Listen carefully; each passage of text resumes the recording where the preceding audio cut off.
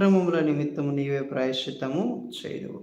చూడండి, ఇక్కడ కీర్తనకారుడైన దావీదు అంటున్నాడు ఏంటంటే, దేవా, సియోనులో మౌనంగా ఉండడం నీకు స్తుతి చెల్లించడమే. సియోను పరిశుద్ధమైనటువంటి దేవుని పర్వతముగా ఉంది.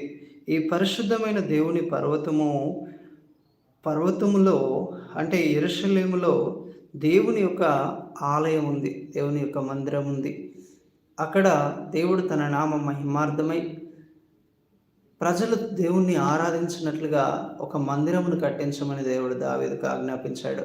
అయితే దేవుడు ఏర్పరచుకున్న స్థలమందు, దేవుడు కోరుకున్న స్థలమందు, దేవుడు తన ప్రజలు తనను సేవించినట్లుగా, తనను ఘనపరచినట్లుగా దేవుడు నిర్ణయించిన స్థలమందు నీవు మౌనముగా ఉండి ఆయన సన్నిధిలో కనిపెట్టినా సరే, నీవు మౌనముగా ఉండి ఆయన వైపు చూసినా సరే, అది స్తుతి చెల్లించుట అని కీర్తనకారుడైన దావీదు అంటున్నాడు.